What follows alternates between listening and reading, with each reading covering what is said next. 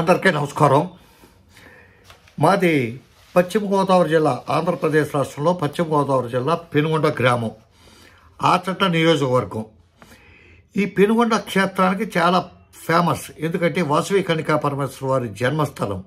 అటువంటి చోట తిరుమల తిరుపతి దేవస్థానం వారి కళ్యాణ మండపం ఒకటి ఉంది.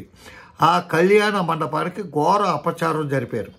ఆ కళ్యాణ మండపం నుంచి పెనుగొండ పోలీస్ స్టేషన్కి నడిచి వెళ్ళటానికి పట్టే సమయం 30 సెకండ్లు, అర నిమిషం. పెనుగొండ గ్రామ పంచాయతీకి నడిచి వెళ్ళటానికి పట్టే సమయం అర నిమిషం. ఇటువంటి పరిస్థితిలో ఉన్న ఆ కళ్యాణ మండపంలో పెనుగొండ ఎస్ఐ గారి సాక్షిగా పితాని ఇలాకాలో, అంటే పితాని సత్యనారాయణ గారు ఇప్పుడు ప్రస్తుత ఎమ్మెల్యే, ఆయన 4 సార్లు ఎమ్మెల్యే పెనుగొండ కానీ ఆచట కానీ, ఇప్పుడు వరకు అంత రికార్డు ఎవరికే లేదు. 4 ముఖ్యమంత్రుల దగ్గర ఆయన మంత్రిగా పనిచేశారు. అంత మహోన్నతమైన చరిత్ర కలిగిన పితాని గారి ఇలాకాలో సనాతని హిందూ ధర్మాన్ని కాపాడటానికి కంకణం కట్టుకున్న భారతదేశంలో ఏకైక ప్రజాదరణ కలిగిన వ్యక్తి పవన్ కళ్యాణ్ గారి సొంత ఊరిలో. ఎందుకంటే వాళ్ళ ఫాదర్ మా ఊర్లో చాలామందికి తెలుసు, మా ఫాదర్ కూడా మంచి ఫ్రెండ్. టీటీడీకి ఘోర అపచారం జరిగింది.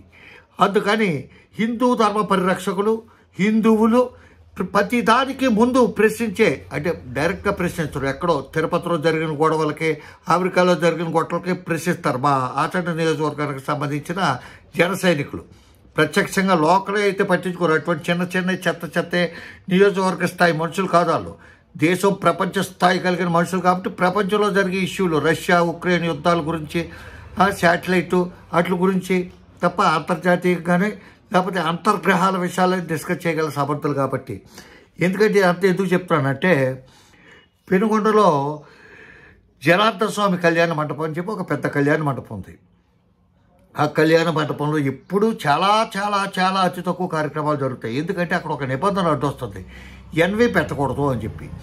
ఇప్పుడు నాన్ వెజిటేరియన్ లేకుండా ఎవరు కూడా, అంటే ఆ బ్రాహ్మణులు కానీ కోటలు కానీ అటువంటి వాళ్ళు తింటారు, కానీ పబ్లిక్గా వాళ్ళు అటువంటి భోజనాలు పెట్టరు. వాళ్ళు కంటే వాళ్ళందరూ కాదు, కొంతమంది తింటారు. కాకపోతే ఏంటంటే మిగతా వాళ్ళు వాళ్ళ స్థాయిని బట్టి చికెన్ వేసేవాడు చికెను, మటన్ వేసేవాడు మటన్, లేకపోతే ఒక 10 రకాల నాన్ వేసేవాడు నాన్ వెజ్తోనే భోజనాలు పెట్టుకుంటారు. ఏ ఫంక్షన్ జరిగినా, ఈ మెచ్యూర్ ఫంక్షన్లని, పుట్టినరోజు ఫంక్షన్లని, లేకపోతే వేరు కార్యక్రమాలు. కానీ జనార్దన స్వామి కళ్యాణ మండపంలో స్ట్రిక్ట్గా కోడిగుడ్డు కూడా పెట్టకూడదు. ఆ ప్రిన్సెస్లో ఎన్వి భోజనాలు అలౌ చేయరు. కాబట్టి ఏదైనా పెళ్ళిళ్ళకి, సత్యాన్వతం లాంటి కార్యక్రమాలకి వెజిటేరియన్ భోజనాలు పెట్టుకునే వాళ్ళకి తప్ప మిగతా వాళ్ళు ఎవరో కళ్యాణ మండపం బుక్ చేసుకోవట్లేదు. అదే కానీ అన్నిటికీ అలౌ చేస్తే కొన్ని లక్షల రూపాయల లాభం వస్తుంది, అది దేవాలయానికి వస్తుంది. అయినా సరే లాభ నష్టాలతో హిందూ ధర్మం బతకట్లేదు కాబట్టి అటువంటి తప్పుడు ఆలోచన దేవాలయాలు కానీ దేవాలయం యొక్క ఆస్తులు కానీ ఉండదు కాబట్టి అక్కడ అలౌ చేయట్లేదు. అదే కార్యక్రమం తిరుమల తిరుపతి దేవస్థానం కళ్యాణ మండపాలు అన్నింటికీ కూడా అదే విధంగా పెట్టరు. పూర్వం అయితే కొంతమంది హిందువులు చావుకు సంబంధించి చిన్న కార్యక్రమం కానీ పెద్ద కార్యక్రమం కానీ, అంటే దినం అంటారు, ఆ దిన కార్యక్రమాలు కూడా స్వచ్ఛందంగా తిరుపతి దేవస్థానం కళ్యాణ మండపాల్లో చేసేవారు కాదు. ఎవరు పెద్దలు వాళ్ళు చెప్పారు, ఒరే వద్దురా, వెంకన్న బాబుది, వెంకటేశ్వర స్వామిది ఆ కళ్యాణ మండపంలో మనం ఇటువంటి కీడుకు సంబంధించిన కార్యక్రమాలు చేయకూడదు, మంచి పెళ్లి లాంటి శుభ కార్యక్రమాలు చేసుకోవాలరా అని చెప్పి పెద్దలు చెప్పేవారు. మాకు తెలుసు ఆ విషయం. అటువంటి చోట ఒక మాస్టర్ రిటైర్ అయితే నాన్ వెజిటేరియన్తో భోజనాలు పెట్టాడు. అదే నిన్న కాక మొన్న ఆదివారం నాడు ఒక అమ్మాయి మెచ్యూర్ ఫంక్షన్, ఒక ఆయన వాళ్ళ కూతురికి సంబంధించిన మెచ్యూర్ ఫంక్షన్. అదే దుష్ట సాంప్రదాయం. సరే ఇప్పుడు ఫిస్టేజ్గా చేసుకుంటున్నారు, రాజకీయ నాయకులు వెళ్ళి వాళ్ళకి అక్షంతలు వేస్తున్నారు, ఆశీర్వదిస్తున్నారు, వాళ్ళ పక్కన నిలబడి వాళ్ళు ఫోటో దిగుతున్నారు, వాళ్ళ సోషల్ మీడియా టీం పట్టుకొచ్చి వెంటనే పోస్టులు పెడతారు. ఇది ఎక్కడ దరిద్రం అర్థం కావట్లేదు. అటువంటి కొంచెం ఖండించండి అయ్యా, అటువంటివి పెట్టుకోకూడదండి, చేయకూడదు. ఈ రోజుల్లో కూడా నా పూర్వం అయితే మా ఇంట్లో యుక్త వయసు వచ్చిన అమ్మాయి తిరిగి దానికోసం అని చెప్పి అవి పెట్టేవారు. ఎందుకంటే అప్పుడు పల్లెటూరు పోస్ట్ కార్డులు తప్ప ఏమీ లేని రోజులు. ఎవరింట్లో అమ్మాయి ఎంతో, ఎవరింట్లో అబ్బాయి ఉన్నారో, ఎవరి పెళ్లికి ఎదుకొచ్చారో అని తెలుసుకోవటం కోసం, తెలియజెప్పడం కోసం తప్పైనా ఒప్పైనా మంచి అయినా చెడైనా కార్యక్రమాలు చేసేవారు. ఇప్పుడు ఏంటంటే ఎంత సోషల్ మీడియా ఇంత ఎదిగిపోయాక కూడా ఇంకా అటువంటి కార్యక్రమాలు చేస్తారు. కాకపోతే అది వాళ్ళ వ్యక్తిగత కార్యక్రమం కాబట్టి దాని గురించి మనం పెద్దగా డిస్కస్ చేయట్లేదు. కాకపోతే పేకేరు పక్కన ఒక మెట్లవారి తోట ఏదో విలేజ్కి సంబంధించిన వ్యక్తులు కొంతమంది ఆదివారం నిన్న కాక మొన్న చాలా రకాల ఎన్వీలతో చికెను, మటను, తలకాయ మాంసం అన్నిటితోని కలిపి అక్కడ తిరుపతి దేవస్థానం వారు దాంట్లో భోజనాలు పెట్టారు.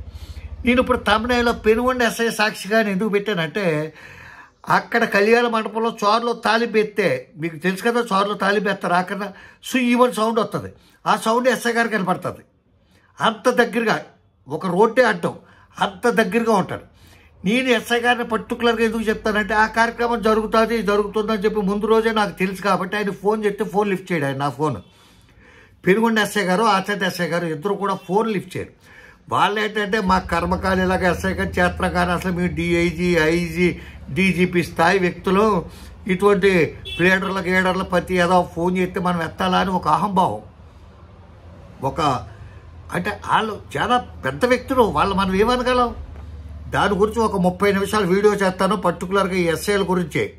ఇంకా వేరే డిపార్ట్మెంట్ వేరే ఏ అధికారి కాదు, ఓన్లీ ఎస్ఐల యొక్క మనస్తత్వానికి సంబంధించి చాలా స్టడీ చేశాను, అది కూడా వీడియో చేస్తాను. ఆయన ఫోన్ ఎత్తట్లా, ఎన్నిసార్లు చెప్తా ఉన్నా. మరి నేనేం చేయను, గ్రామ పంచాయతీ సెలవు ఆదివారం, అయ్యో రాడు, వచ్చినా ఏదో ఎక్కడైనా శానిటేషన్కి ఎక్కడికి పోయిటాడు, పోనీ పాప ఆయనకి చెప్దామని చెప్తే గ్రామ పంచాయతీ ప్రెసిడెంట్ గారికి నేను చెప్పలేదు. ఆవిడ లేడీ, ఊర్లో ఎవరు కేకేసినా ఏ ఫంక్షన్కైనా అటెండ్ అవ్వాలి. వీళ్ళు ఒక ఫంక్షన్ చెడగొడుతుందా, అది భావ్యం కాదు కదా. ఆవిడ ఏదో వచ్చి అక్షంతరం ఇయ్యమా అని చెప్తే వచ్చి నువ్వు ఇక్కడ కోడిగుడ్లో ఉండవు, కోడి మాంసం ఉండవు, మేక మాంసం ఉండవు, ఇక్కడ ఎవరు చేయమన్నాడు అని చెప్పి అంటారు. ఆ తిరుపతి దేవస్థానానికి సంబంధించిన వ్యక్తులకు సంబంధించిన వ్యవహారం కాబట్టి ఇప్పుడు ఈ పితాని సత్యనారాయణ గారు ఏం చేస్తారో, ఈ సనాతని ఈ పవన్ కళ్యాణ్ జనసేనాని ఈయన ఏం చేస్తాడో, ఆయన సొంత ఊరు, సొంత జిల్లా, వాళ్ళ అన్నగారే చెప్పాడు చాలాసార్లు, మాది మొగల్తూరు కాదు పెనుగొండ అని చెప్పి. ఆయన ఏం చేస్తాడో, మళ్ళీ ఏమైనా దీక్ష తీసుకుంటాడా, పెనుగొండ అంతా శుభ్రం చేస్తారా, ఈ 6 వయసులో ఉన్నారా, ఏమైపోయారు అనేది ఒక డౌట్. ఇటువంటి కార్యక్రమాలు జరుగుతున్నాయంటే పొరుగురు నుంచి మీకు ఎక్కువ మంది వచ్చింది పెనుగొండోడు ఎవ్వడేళ్ళు కనుక పరమేశ్వరుని పూజించడం, నాది గ్యారంటీ, నేనే సాక్షి చెప్తాను. మీకు వచ్చేదంతా కూడా దక్షిణాది రాష్ట్రాల నుంచి, తమిళనాడు నుంచి, కర్ణాటక నుంచి ఎక్కువ మంది వస్తారు, విదేశాల నుంచి కూడా వస్తారు, బెంగళూరు నుంచి ఎక్కువ మంది వస్తారు.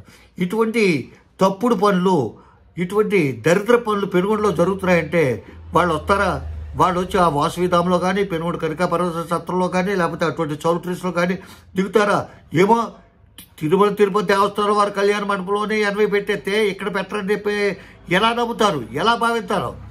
కాబట్టి పవన్ కళ్యాణ్ గారు వీళ్ళంతా కూడా దీన్ని చాలా చాలా చాలా తీవ్రమైన విషయంగా తీసుకుని తిరుపతి దేవస్థానం వాళ్ళని సంప్రదించి ఈ యొక్క పాపం, ఈ యొక్క కీడు పోవటానికి ఏ విధమైన కార్యక్రమాలు చేయాలో ఆ విధమైన కార్యక్రమాలు చేసి, అది లీజుకు తీసుకున్న వ్యక్తిని మీద కంప్లైంట్ చేసి అతన్ని లీజుకి ఇచ్చినప్పుడు చూసుకోవాల్సిన బాధ్యత అతన్ని. ఎవడో వండుతున్నాడో ఏంటో చేస్తా అంటే అక్కడ మందు తాగుతున్నారో లేకపోతే వ్యభిచారం కూడా జరిపిస్తారు. కాబట్టి అతను కూడా తీవ్రంగా శిక్షించి, అతనికి తెలియదు అనుకునే అంత అమాయకుడు కాదు. అతను అంతకుముందు జనార్దన స్వామి కళ్యాణ మండపం కూడా లీజుకు తీసుకున్నాడు, అక్కడ కూడా చాలా తతంగాలు నడిపాడు. అట్లా ఇది వదలలేదు, ఇది పట్టుకుంటాను. అట్లాగే ఎస్ఐ గారిని తక్షణం సస్పెండ్ చేయాలని చెప్పి, ఎందుకంటే ఎవడైనా ఫోన్ చేస్తే ప్రభుత్వాలు ఇచ్చిన ఫోన్ ఆయన ఎత్తపట్టం అనేది ఆయన యొక్క దేనికి నిదర్శనం అనేది ఆ ఎస్పీ గారికి, ఈ వీడియో ఎస్పీకి కూడా పంపుతాను, అందరికీ పంపుతాను, పోలీస్ డిపార్ట్మెంట్లో ఉన్న నా మిత్రులందరికీ పంపుతాను. ఆయన తక్షణం సస్పెండ్ చేయాలి.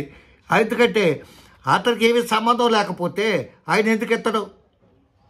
సంబంధం ఉందా లేకపోయినా, ఎవడో ఆపదలో ఉన్నాడో, ఏ యాక్సిడెంట్లోనే ఉన్నాడో, ఏ దొంగతనమో చూశాడు, ఏ దొంగనో చూశాడు, ఏ ఉగ్రవాదంతో చూశాడు, ఏదో చెప్తాడు, వినాలి కదా. ఆయనకి వినటానికి అంత ఓపిక లేకపోతే ఏ కానిస్టేబుల్కి ఇచ్చి ఎవరో ఇది ఎవడో పనికిరానోడు రామాంధ్రం అంటే ప్లేటర్ ఏదో చేస్తాడా, ఒకసారి వినరా బాబు అని చెప్పి ఆడికనే వాళ్ళు కదా.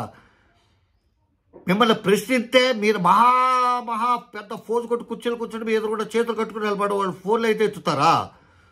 ఎస్ఐని సస్పెండ్ చేయాలని చెప్పి, ఈ లీజు రద్దు చేయాలని చెప్పి కోరుతూ, దీనికి బాధ్యులైన వారిని అక్కడ కాపలా కాసే మనిషి కాచి వాళ్ళందరినీ కూడా తీవ్రంగా శిక్షించాలని, ఇక ముందు భగవంతుడికి సంబంధించి దేవుళ్ళకి సంబంధించిన కళ్యాణ మండపాలు ఇచ్చేటప్పుడు తగిన జాగ్రత్తలు తీసుకోవాలని కోరి ప్రార్థిస్తూ, దీనిపైనైనా ఈ జన సైనికులు దయచేసి స్పందిస్తారని, సనాతని హిందూ ధర్మాన్ని అభిమానించే వాళ్ళు హిందువులు అందరూ కూడా ఈ వీడియోని షేర్ చేసి పవన్ కళ్యాణ్ వారి వద్దకు, ఆర్ఎస్ఎస్ వద్దకు, బజరంగ దళకి, బీజేపీ నాయకులకి, హిందూ ధర్మాన్ని ప్రేమించే వ్యక్తులకి, తిరుపతి దేవస్థానం ట్రస్ట్ బోర్డు మెంబర్లకి, చైర్మన్కి అందరికీ చేరే విధంగా కొంచెం సహకరిస్తారని కోరి ప్రార్థిస్తూ, జై సనాతని. అని మొక్కుకుంటూ వెంకటేశ్వర స్వామి వారికి క్షమాపణ తెలియజేస్తూ సెలవు తీసుకుంటున్నాను. రామోహన్ రావు. జై హింద్.